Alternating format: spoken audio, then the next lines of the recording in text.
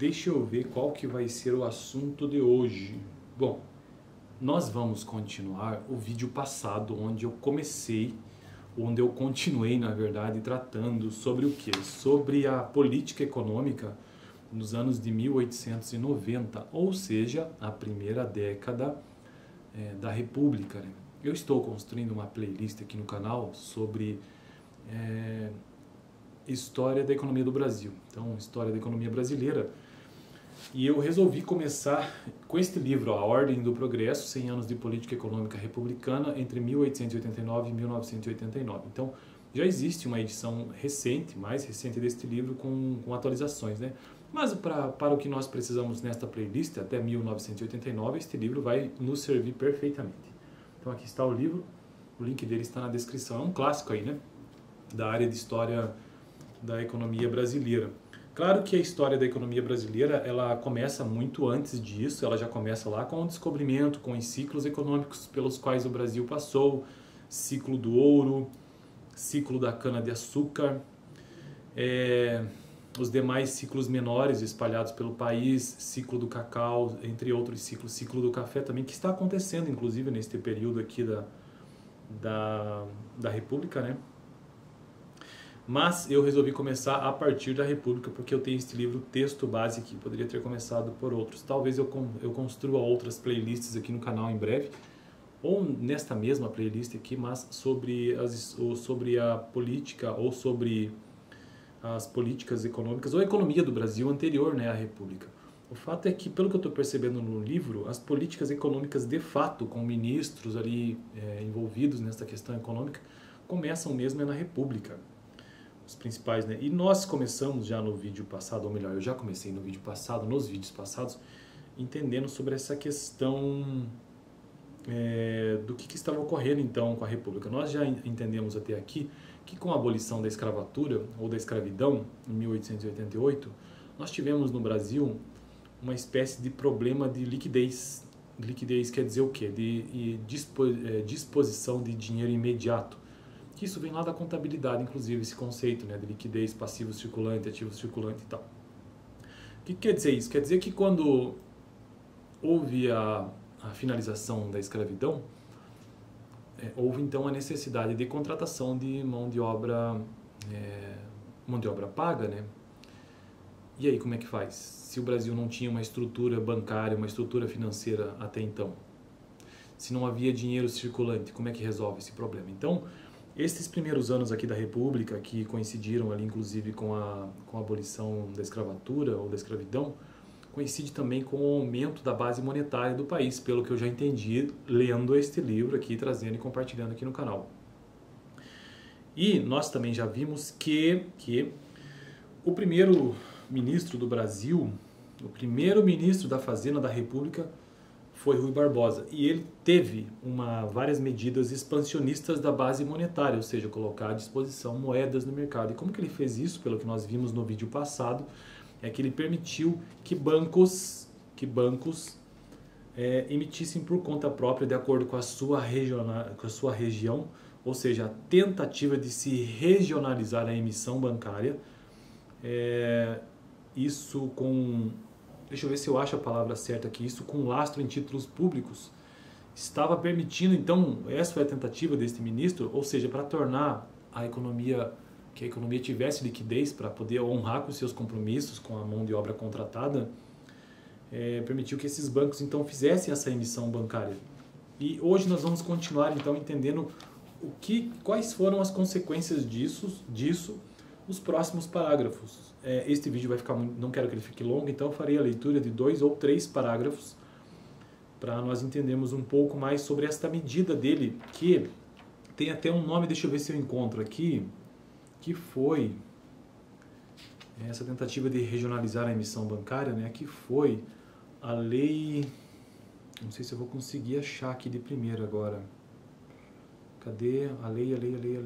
A lei bancária de 17 de janeiro de 1890, introduzindo diversas novidades na Constituição Monetária do país. Então essa foi a principal medida de política econômica tomada por Rui Barbosa, foi essa lei bancária de 17 de janeiro de 1890, introduzindo diversas novidades na Constituição Monetária do país. E eu fui explicando ao longo do tempo deste ano de 1890 o que foi ocorrendo, né? E hoje nós vamos chegar finalmente a outubro de 1890 e vamos começar a nossa leitura a partir daqui, partindo disso que eu já expliquei até agora, de que havia uma necessidade de liquidez e que o Brasil não tinha estrutura para isso. Lembrando que sempre que havia nós estamos vivendo aqui, o Brasil está vivendo neste momento o ciclo do café ainda, e aqui o que acontecia de necessidade de dinheiro, de liquidez, de fato, só acontecia quando existia o momento de plantio e o momento de colheita, basicamente. No geral, não existia, o Brasil quase não tinha estrutura prática, para não dizer quase nenhuma, o Brasil praticamente não tinha estrutura financeira.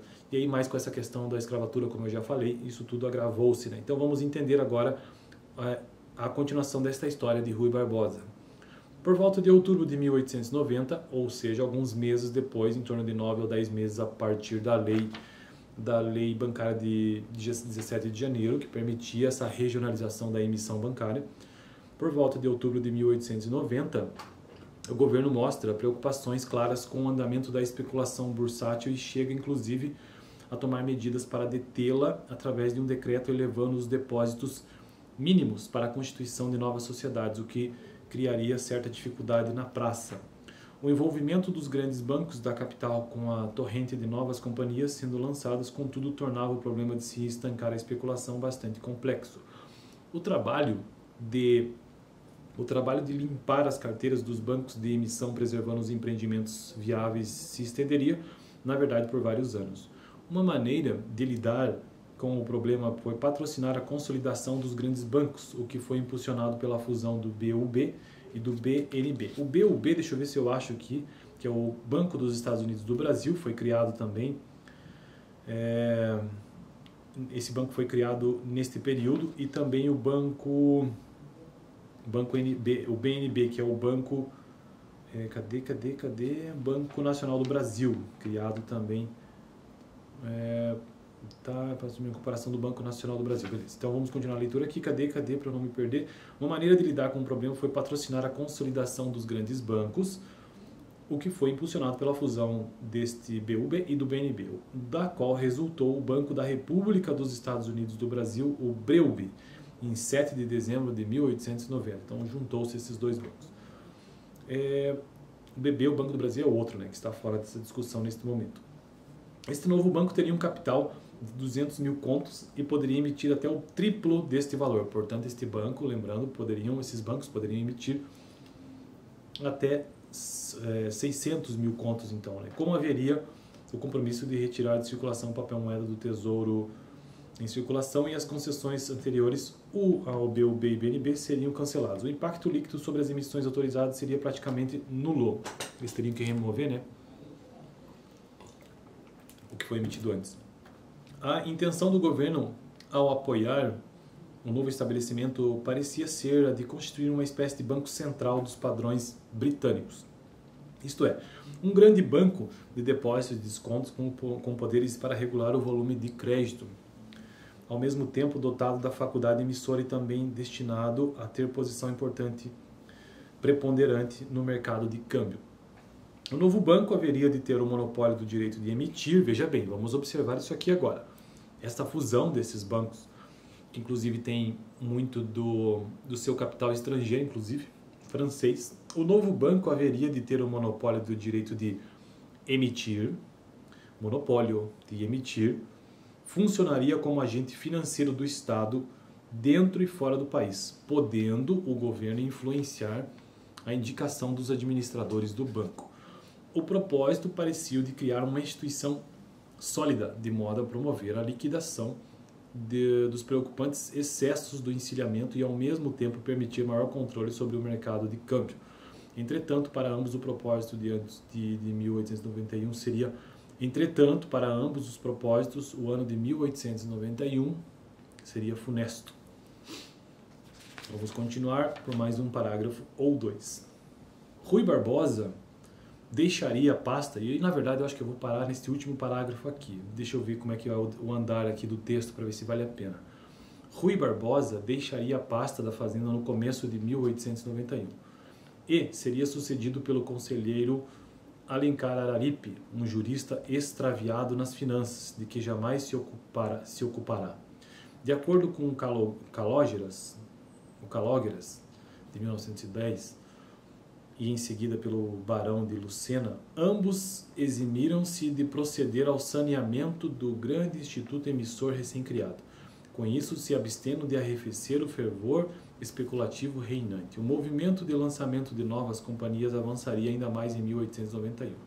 No dizer de Calógeras, amontoavam-se o combustível para o grande braseiro de 1892. Então, estava para acontecer algo muito grande em 1892, que nós vamos deixar para o próximo vídeo para a gente continuar a leitura desse texto. Infelizmente, é um texto bastante denso deste livro que eu escolhi, e eu preciso avançar ele parágrafo por parágrafo para a gente conseguir entender um pouco, pelo menos. O que nós já entendemos até aqui, que as medidas de Rui Barbosa não surtiram o efeito desejado, não é mesmo? Então, ele foi o primeiro ministro da Fazenda e ele ficou pouco tempo, na verdade, né? O primeiro ministro da Fazenda foi, por certo, um dos mais controversos, porque, na verdade, ele tem essa fama de ser um grande jurista, mas não um grande ministro da Fazenda, um ministro da Economia, né? Principalmente com essa questão da emissão da moeda aí, que causaria, provavelmente deve ter causado, nós vamos entender isso nos próximos vídeos, inflação, né? E ele durou até 1891. A Segunda República é de 1889, 1890 até 1891, o tempo que ele ficou foi bastante reduzido. E talvez a principal medida na verdade, resumir esse vídeo de hoje, que a principal medida política e econômica tomada por Barbosa foi a criação da lei bancária de 1890, 17 de janeiro de 1890. Então, no próximo vídeo vamos continuar essa história a partir de 1891. Valeu!